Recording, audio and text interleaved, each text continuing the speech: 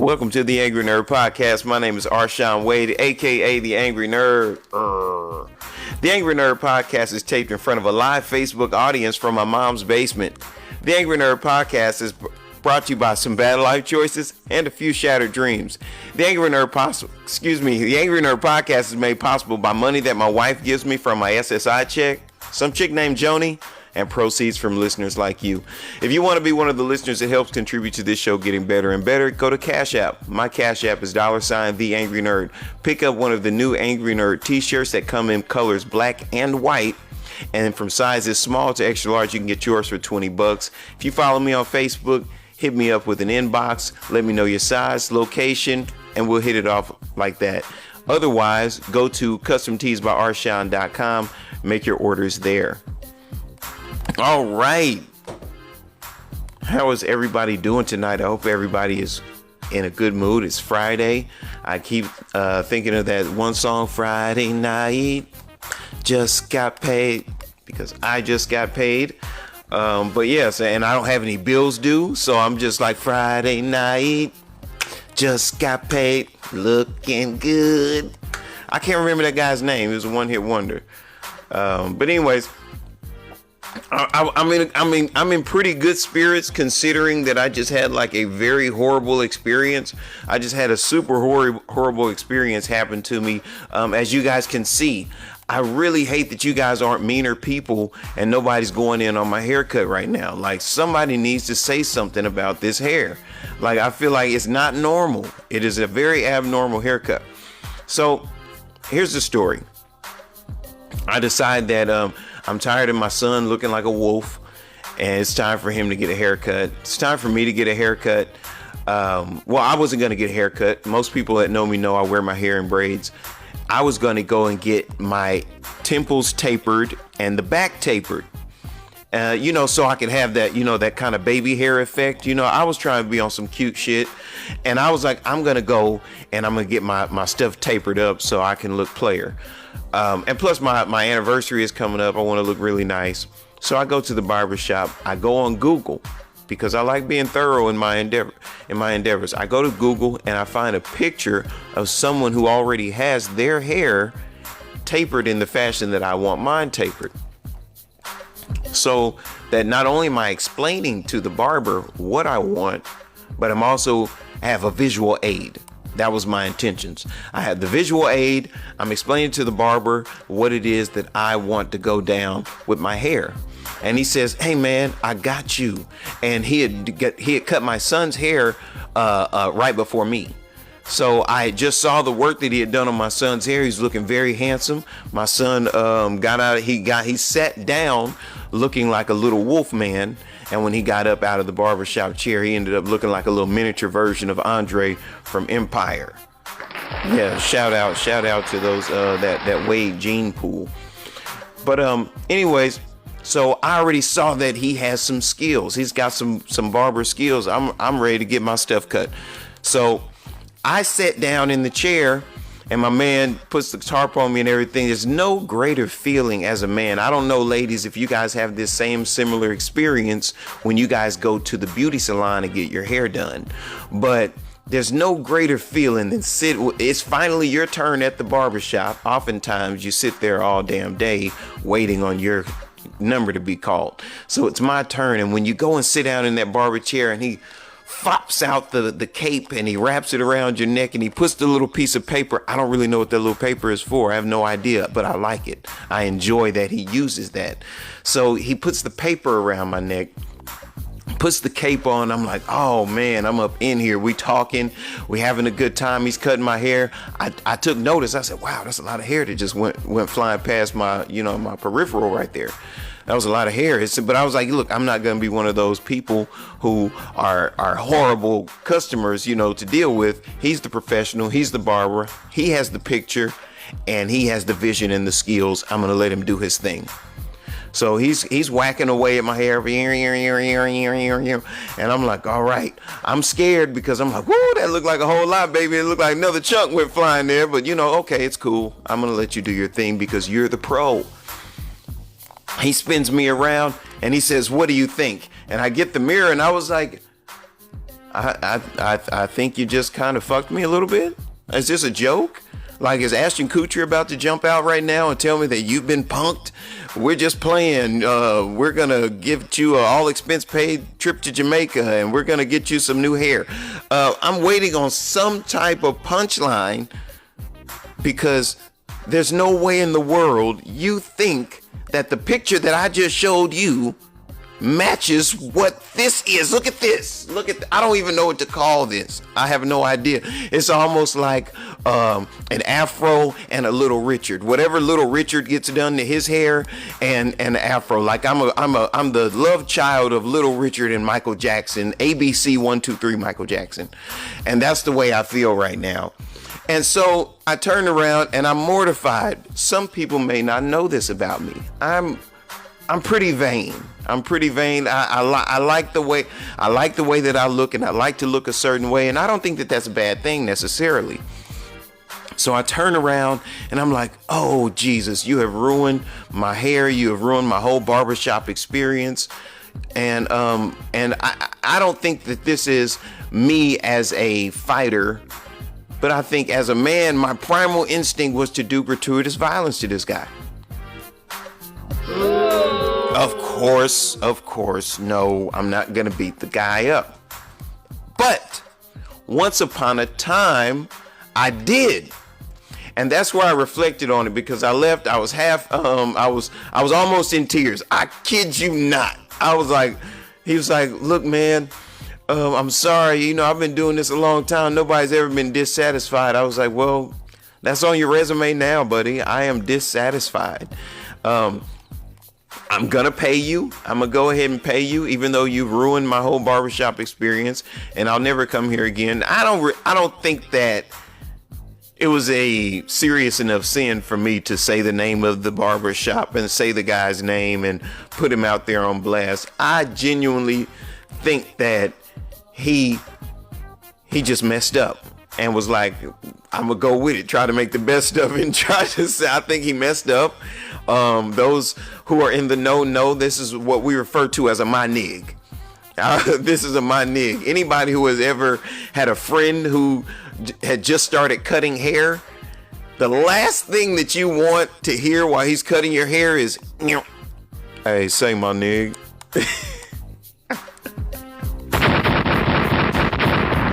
You do not want to hear those words, my nig. Larry Parrish says it doesn't look terrible. Larry Parrish is in the chat, and for anybody listening on Podbean, Spotify, or YouTube, if you're wondering who I'm referring to when I'm talking about the chat, I'm talking to my brothers and sisters on Facebook Live, because as I record this for Podbean, Spotify, and YouTube, I also broadcast live from Facebook, because that's all we can afford right now. Can't wait till we get one of those big producers. I got a shitty producer right now. I'm kidding. I don't have a shitty producer. I'm only saying it because he just walked by. But anyways, so I'm sitting in the barber chair. He finishes up, and like everything that you love about being at the barber shop, all of that was like deadened. Like even the putting the alcohol, like normally you get the alcohol wipe around your lineup, and you're like, oh, even though it stings, it's a good sting. You're like, ooh, he got me in there, baby. Oh, I'm in the fight now. I got that Steve Harvey. When you feel that sting, you feel special. But see, after a horrible haircut, I took it personal. Like, okay, this nigga trying to sting me.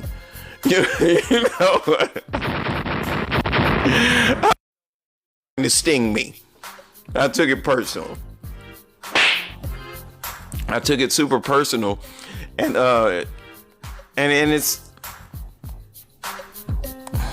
it's one of those situations where like my white friends piss me off because all of them say, hey, what's the difference between a good haircut and a bad haircut?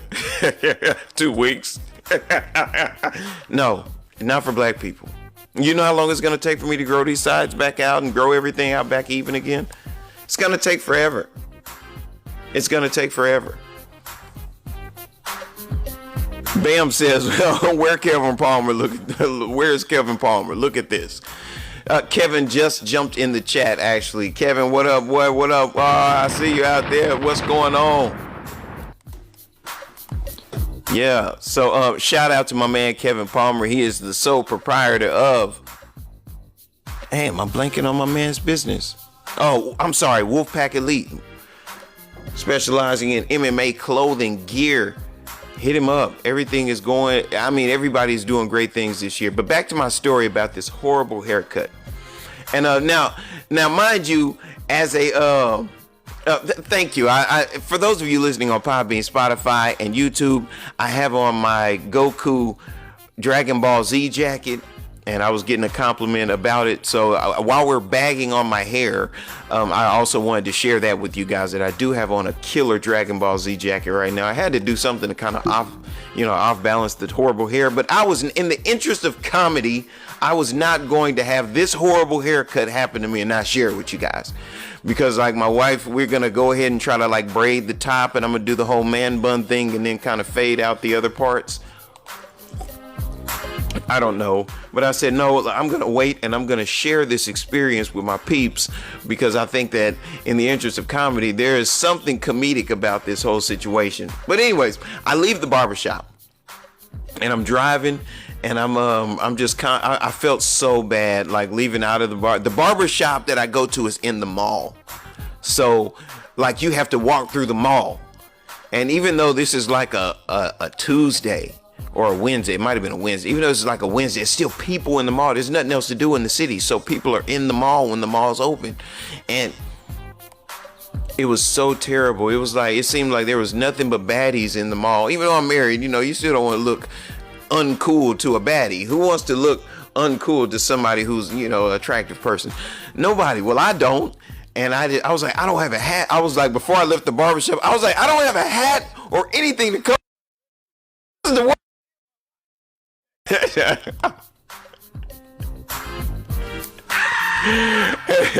I stormed off like a spoiled rich kid, leaving out of the room after being told no, they can't have a giraffe. And I went to my car and I drove off and I left, and my son's with me, who was looking, just debonair. He was looking just so handsome. He looked like the crazy brother off Empire. What did I say his name was? Andre? Yeah, he looks like a little miniature version of Andre off of Empire. He was just, I was like, wow, eat your heart out. If there are any 12 or 13-year-olds in the vicinity, man, lock them up, because that kid was killing. And then I roll up out of there looking like this. So yeah, I look like, what's her name? Leslie Jones, the comedian. Yeah, I look like Leslie Jones or Grace Jones. I almost look like the Tupac necklace emblem. What is that? Nefertiti? The Nefertiti bust. Look, check this out. Yeah, that's how I feel. But here's where I felt like I grew, because I had a situation like this happen to me about 20 years ago. About 20 years ago, I had a situation like this happen where I went to go get a haircut, and the guy totally ruined my hair. Totally ruined my hair. A lot like this gentleman did this past week. And I refused. I was like, dude, this is not what I paid for. This is not what you told me you knew how to do the haircut. I described it to you because I'm very particular about my hair.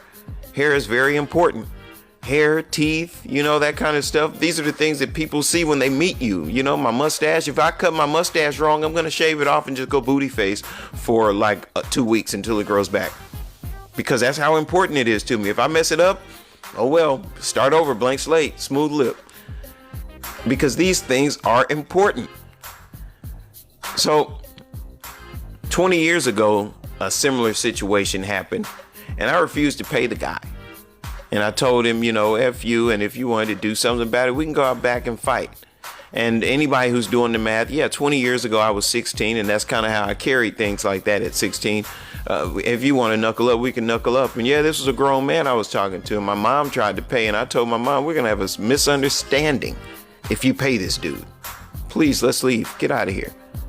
We're not paying this dude anything. And I left. And that's how I did, but I don't conduct myself that way anymore. And I looked at the growth, and I know that there's some very normal people. There's some people who don't come from a background similar to mine who are going to think that, how is that growth? Well, you go from being a very volatile, confrontational, down to scrap type person to someone who actually can think, and process emotions. I let the gentleman know that I was displeased with his service. But at the same time, regardless of whether he did a good job or not, because I seen one of my guys said, Bam said he shouldn't have paid him. I'll tell you why I paid him. Because he still he performed a service. He's a professional. Even though he has an unhappy customer, he still provided a service. And he was due his compensation for that service. I'm still not happy with the service, but I think that it's only fair to pay someone whether they done a great job or they did do a not so good job. So I think that's very important. That's one of my personal convictions, is to go ahead and pay him, and then you just don't deal with that person anymore. If I loan you some money and you don't pay me back, I'm not going to be looking for you to break your ankles. I just don't loan you money anymore. So it's like that's just kind of how I carry things these days. But I reflected on it, and it was like, this is a teachable moment for you. Like, look where you've grown from. Like you thought of you. Like, my mindset was, I should do violence on this guy. Not that I should. I don't advocate for somebody to do violence on somebody over a bad haircut, but I should, in my mind, I should have wanted to. And I was like, but I didn't have a desire to beat the guy up. But I wanted me to have the desire to beat the guy. I was like, you should want to do some harm to this guy. But I was heartbroken. And I was proud of the fact that I've learned how to process my emotions. I was disappointed, and I was sad. I was embarrassed. I was all these other things, you know what I mean? Because once upon a time, it was the only emotion that I could really process was anger. So for me, the big moment is in the fact that I identified all these other emotions and I expressed these other emotions. Of course, I expressed displeasure with this guy. I didn't get loud. I didn't get crazy with him. I just let him. I said, look at this picture and look at my hair. I want you to tell me that these look the same. Oh, I see what you're saying now, man. They do look different. See, I thought we was doing something else with. No, I explained exactly what I wanted. Why would I have a picture if I wanted you to do something else? The something else, I would have found a picture of that and I would have brought that to you. Okay? Look, man, it's okay. It's over. There's nothing we can do. We can't put hair back on. So I'm going to go ahead and pay you. I'm going to leave and we'll figure it. And I told him, and I'm going to be a man of my word, I'm not giving up on you. I said, we'll chalk it up to a bad experience, but I'm not giving up on you. Maybe something cool will come out of this. Maybe a new haircut will come out of this for me. You know what I mean? My wife is trying to kind of convince me that it looks good. She's trying to convince me that it looks good. It doesn't look good. It doesn't feel good. I don't like it. And she's trying to convince me, oh, it looks good. Yeah, it kind of worked for you. I want you to keep it up. Keep wearing it. No, I'm not going to keep wearing it. That's how my wife sounds in my head. Oh, that's I don't know what she sounds Yiddish or something in my head. Yes, it's a good look for you. I like the look on you. No, I don't like the look. It's a horrible look. But I mean that. I'm not going to give up on the guy. I'm going to continue to deal with him. Maybe we'll figure out something. We'll work the bugs out. Maybe we'll work the bugs out. We'll find the fade where it needs to be. We'll put the braids where they need to be. And maybe I'll come with something unique and cool. Because I do come from that era where being unique, individuality was important. Pretty much now everybody does the same, dresses the same, says the same things. It was like we were always trying to make up our own words back in our day.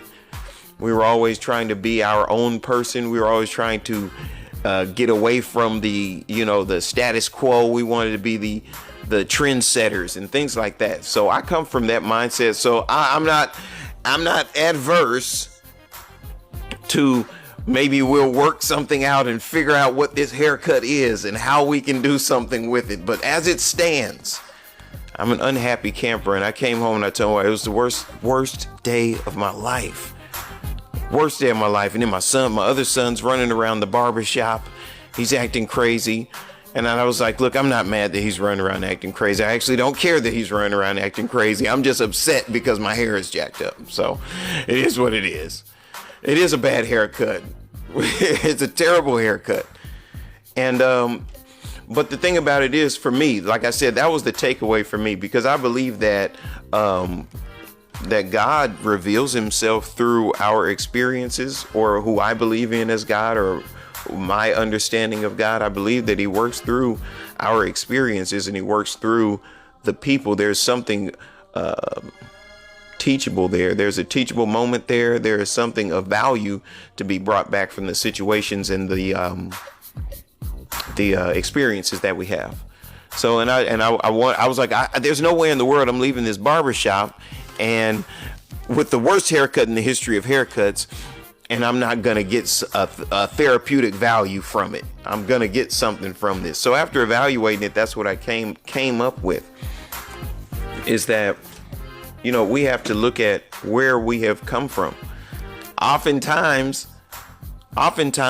we're so busy worried about where we're going and where we're headed and what we're doing, we don't realize how far we've come and how much progress we've made and how awesome we are now. You know, so I had to take an opportunity to reflect on that.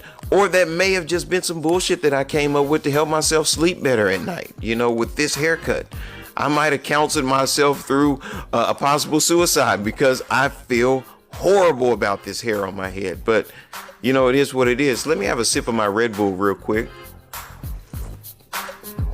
The Angry Nerd Podcast, sponsored by Red Bull. It gives you wings. We're not actually sponsored by Red Bull. That's just wishful thinking. Hopefully somebody from Red Bull sees this and sees that I have 76 followers on I have 76 followers on YouTube, and they'll sponsor me now. But anyways, yeah, man. So shout out to anybody who survived a bad haircut, and I hope you were able to extrapolate some sort of therapeutic value from it the way that I did. The hair has wings. Bam in the chat says that my hair has wings, not the Red Bull. Huh? It's cool. Hey, now one thing that happened that came of it, me and my son spent 37 minutes riffing. We've both been practicing our comedy. I don't know if he wants to do comedy or what, but we spent 37 minutes going back and forth with roasting my hair. And I was like, hey, if you can't roast yourself, man, you ain't worth a damn. And yeah, I mean, he had a couple of good ones, but I mean, I told myself up. Yeah, I was like, yeah, that's why you look like Dave Chappelle when he was on The Nutty Professor. You look like everything in your house is stolen. You look like the guy that nobody leaves in the room by themselves. Like we just went back and forth. It was, yeah, we roasted. Yeah, me. We roasted me. So some good things did come out of it. And hopefully we're able to get with the beautician.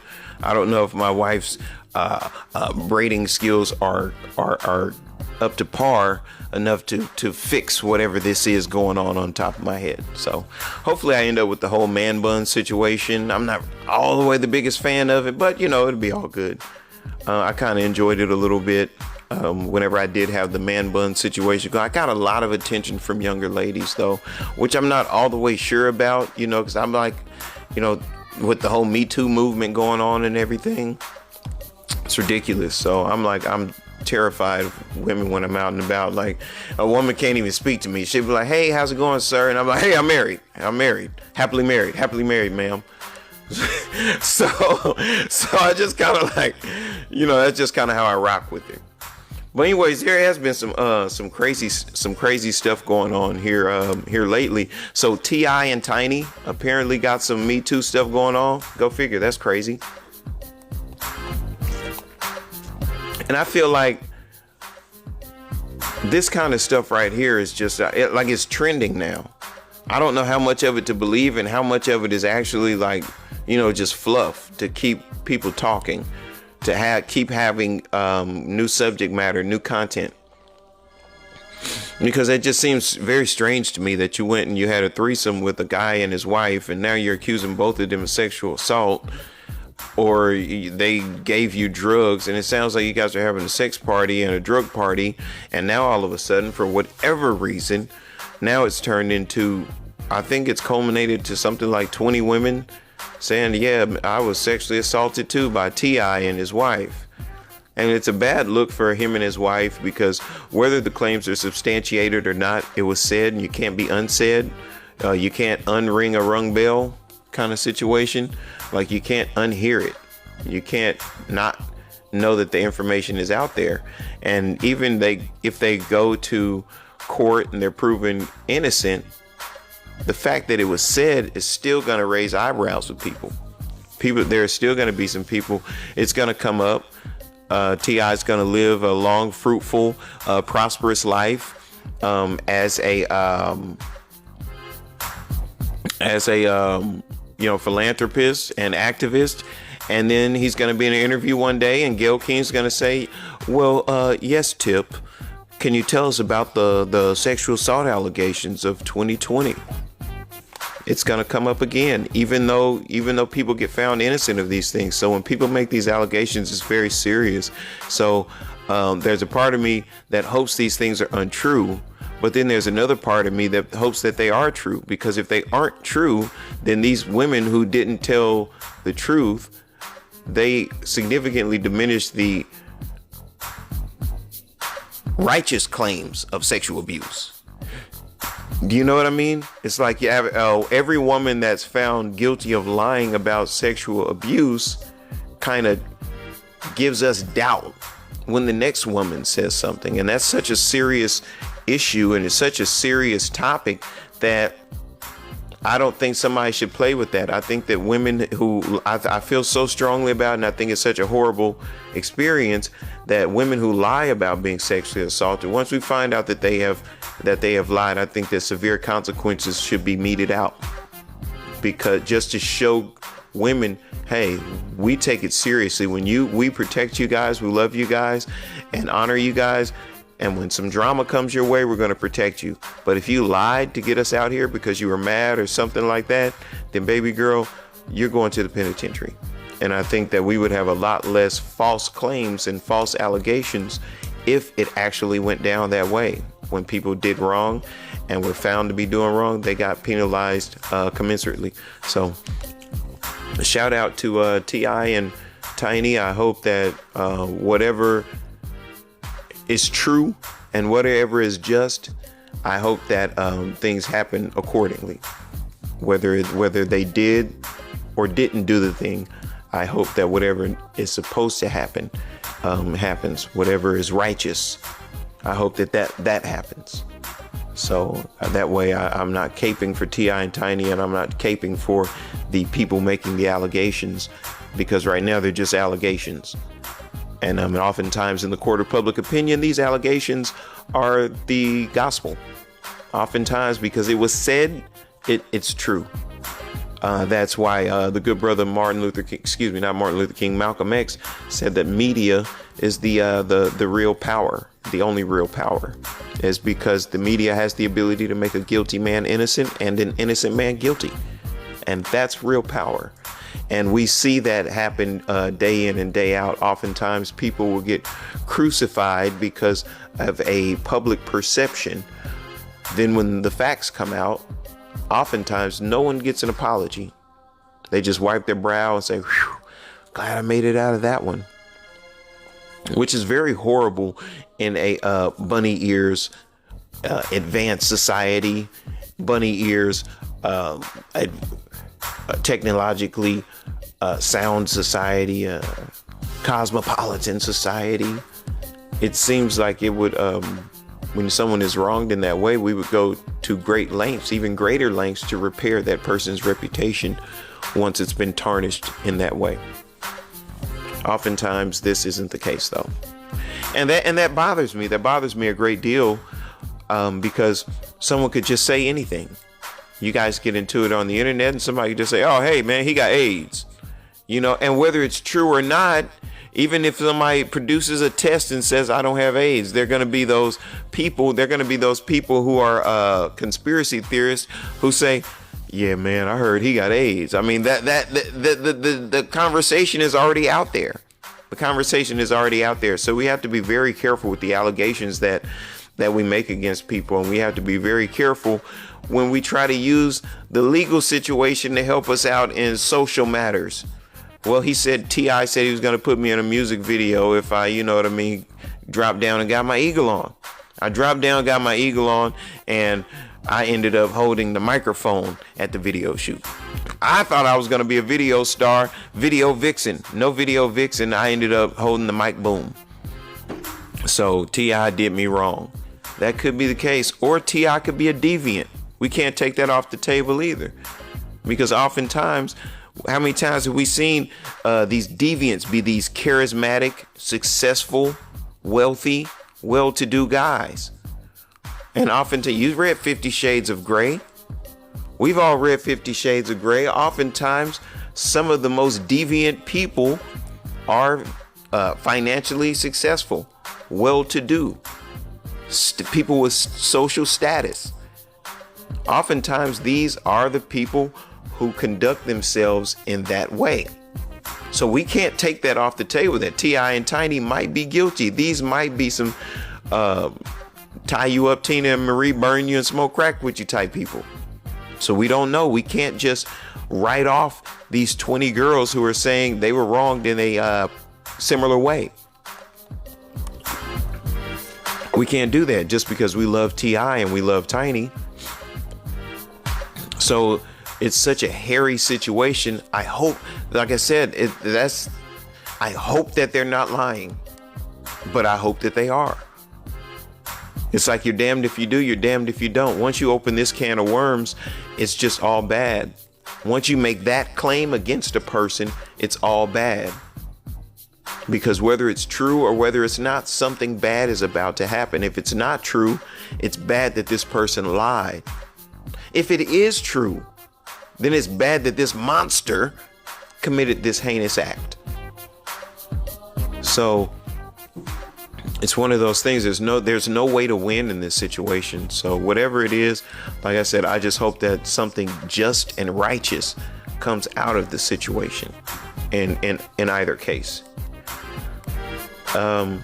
What else is going on out there? Something else crazy. Those of you who listen to the Angry Nerd podcast know that I'm a big fan of the 5150 show, hosted by Corey Holcomb, famous legendary comedian. And I stopped commenting on it because I saw it going in what could be a direction of promotion. And so I said something about it right when it first happened, when Corey Holcomb and Ray Grady got into their beef. And then later on in another episode, himself and one of his co-hosts, Mr. Zoe Williams of the Zoe What Morning Show, they got into it. And so I'm like, all right, let me fall back from this situation. I'm getting, too personal with this situation. I'm not going to comment on it. I did a show about it. I talked about it, about, when your hero lets you down. How do you, cope with your hero doing quote unquote ho shit? Because he did some bogus stuff. I feel like if you're a friend and you fall out, the intimate things that you know about each other are supposed to remain between you guys. That's my opinion. That's my opinion about it. And I have fallen out with friends over the years who still have my love and respect, although we're not close anymore. We're no longer close, but they still have my love and respect because when we fell out, they never went against that code and started divulging things that they knew. Like if you got two guys who are really close friends that fall out, I guarantee you they both know things about each other that could ruin the other one's marriage. They know things about one another that could possibly cost a guy his job. They know things that could cause shame to this guy and his family, oftentimes. So for a person who knows you intimately like that to divulge this information, It's wrong. That's, to me, that's one of the supreme forms of treachery, to betray that confidence that's been gifted to you by a friend. So I saw some conduct that wasn't becoming of this person who I'm very fond of. Corey Holcomb, I feel like, is a genius comedian. I feel like the guy is super talented. And as far as man code stuff, until this point, I thought that he was on top of all of that information. And then he conducted himself in a way that I personally believe to be less than manly. I personally believe that he conducted himself in the fashion of an individual who owns a vagina. That's the way I felt. But when I'm talking about personal growth, and I see people fall out, and I see people conduct themselves in a contrary manner to the way that they should be conducting themselves, and I see them reel themselves back in and grow in that bad moment, I'm like, that's what life's about. Everybody who was hollering out, when I was in the streets, I always heard people say, I'm a real N-word. I'm a real N-word. I'm a real one. And nobody was always that. Somebody had to do some hoe shit. You have to figure out the difference between hoe shit and real shit before you can differentiate. You have to be able to differentiate hoe shit from real shit before you can make the decision to be real. So you may have, at some point in time in your life, unbeknownst to you, unconsciously done some hoe shit. And you had to get to a place where you knew what being a real man is about. And I think that John Bradshaw, famous clinician and psychologist, he has the motto, the 8 stages of man, which talks about the 8 psychological stages of man and how you have to go through these 8 stages. You have to go through all these different phases of becoming. The identity crisis phase, which some of us get stuck in. Some of us are still stuck in the identity crisis phase. But there are all these different stages of being a man, and you have to redefine what your thoughts, feelings, and beliefs are about the institution of manhood as you get to these stages. And for a person of my age to watch someone their age, because these guys are in their late 40s and early 50s, conducting themselves in the manner of a hoe. It's disheartening because both of these guys are very relevant. Both of these guys are very knowledgeable. Both of these guys are very necessary for the culture. And so I watched them conduct themselves in that manner, and I was very judgmental. That's why I stepped back and I said, I'm not going to say anything else about the Corey Holcomb, Ray Grady / Zoe Williams situation. I'm not going to say anything else about it. I'm going to fall back from it and watch it unfold and see what comes of it. And then the other day, yesterday, I think it was, I was listening to Zoe Williams' show. I was listening to the Zoe What show, and he and Corey squashed things. They reconciled.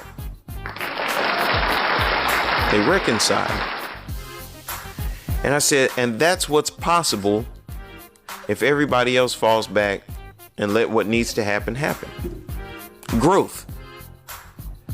Now, we're not going to talk about the growth that my hair needs to go through to get me back to where I need to be, to get me back feeling warm and fuzzy on the inside. We're not going to talk about that. We're not going to talk about the growth that the hormones that I need to get the side of my hair to catch up with the rest of my hair after this horrible haircutting experience. But my ego still has me sad about my hair. That tells me that I still have some work to do if my ego is, because I shouldn't be that attached to my hair. I shouldn't be that attached to my hair. I shouldn't be. Grace Mercy, my good friend in the chat, says, I never liked Corey because of how he talks about women. I knew a little bitch was always in him. LOL.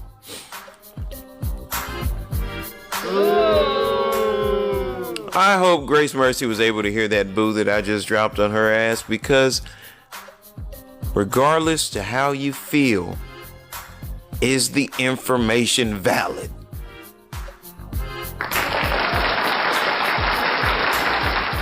That's all I need to know. Is the information valid?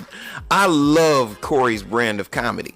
I love Corey's brand of comedy because it's reality comedy.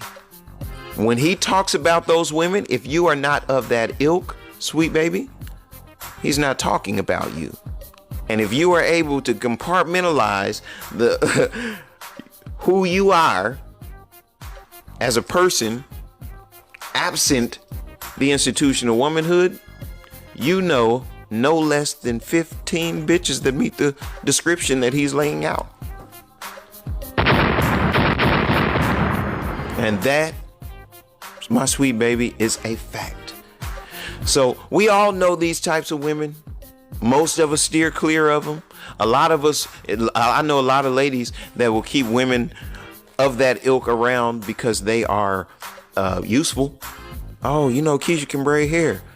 I know she ain't shit, but you know, she can braid hair. So, you know, I fool with her. Oh, well, you know, Ray Leisha, she watch kids. That's all she do. That's her little hustle. You know, she got epilepsy and stuff, so she don't do nothing but smoke Zaza at the house and watch kids. And they know that these women are horrible creatures, and they still deal with them anyway. And this is the kind of horrible negative stereotypes about women that Corey Holcomb points out. And I've dealt with a number of these women myself, so I get it. I understand the place that he's coming from when he says it's coming from a real place, a place of experience. I love it and I respect it. But behavior, it's hard to hide behavior, and your behavior will speak for you much louder and much more clearly than your words ever can. So when you conduct yourself in that manner, to me, it puts a little asterisk next to you on the real N-word category. That's what I think. But I really enjoyed the fact of seeing these guys fall out, and then an example of what reconciliation looks like. Because I've talked on this show before about the need and the necessity for conflict resolution skills in not only the black community, but low-income communities. Oftentimes, people with limited resources also have limited knowledge. They also have limited social skills.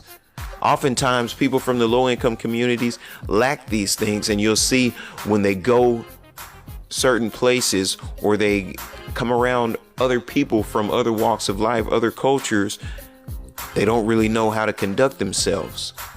You'll hear people say things like, so-and-so doesn't have any home training, or them kids ain't even house broke. I don't know. I was kind of hood growing up, so I heard terms like that. Housebroken children. But that sets us at a disadvantage. I think that sets us at a disadvantage because we don't know what healthy conflict resolution looks like. So for me, I was pleased to see these two brothers who are titans in the podcast world, who are titans in the radio world, in the comedy world. I looked at these two brothers and I saw an example of what that looks like. And I said, wow, 63,000 people already saw this video. And in that 63,000, I bet there's a good number of young brothers in the low-income communities who just saw what it looks like to fall out, because this falling out has taken place over the course of the past 2 or 3 weeks. So after the falling out, now we see reconciliation. It's like, okay, we did do the silly shit. We did kind of talk noise on one another. We did put some business out in the streets that shouldn't have been put out in the streets. We did disrespect each other.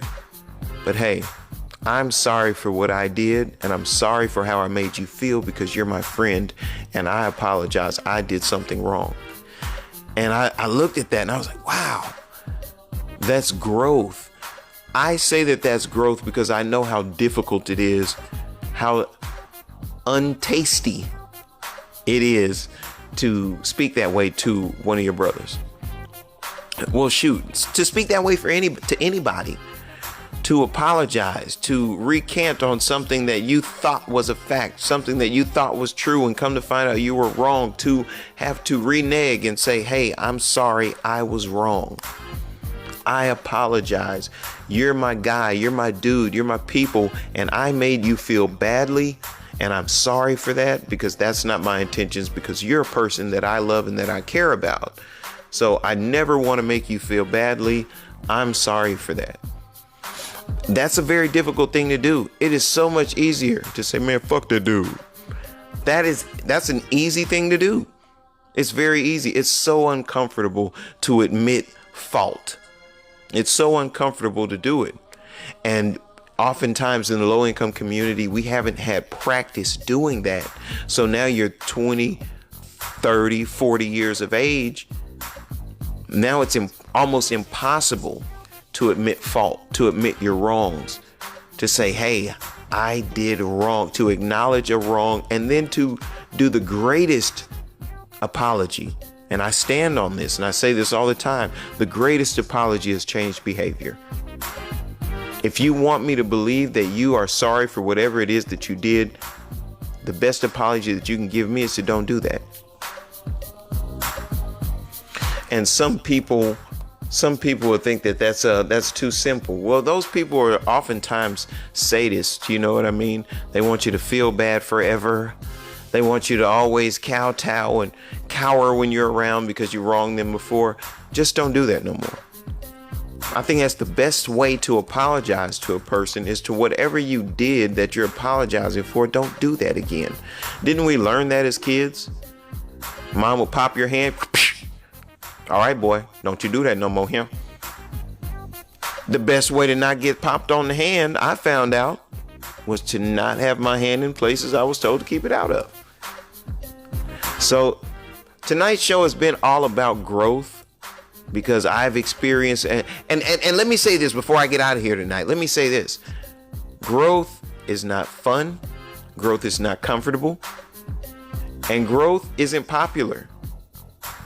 I mean, I know it's popular. People make blogs and stuff like that, but a lot of people, real growth, not marketable growth, that in the form of a post or a meme or a GIF, not marketable growth. Real growth is uncomfortable. It doesn't taste good. It's not fun.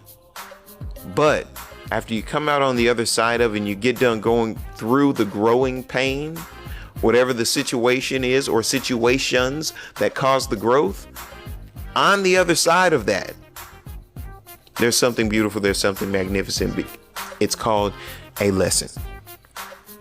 And learn the lesson so that you can move on to the next level. You remember when you were a kid and you played video games, you couldn't get to the next level until you passed the test, right? You had to pass a test.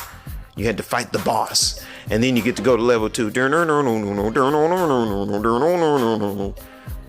Beat the guy.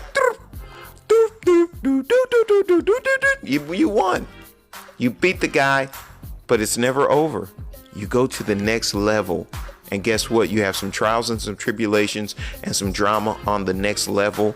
And what happens when you get to the end of that level? You face another boss, you face another test, you triumph, and you continue on to the next level. So look for these opportunities to spot your growth. Find opportunities to revel in the fact that I'm not who I was. In the immortal words of Brandon Heath, I'm not who I was. My name is Arshawn Wade, aka the Angry Nerd, saying I don't have all the answers, don't have all the questions, not really sure of much, but hey, peace.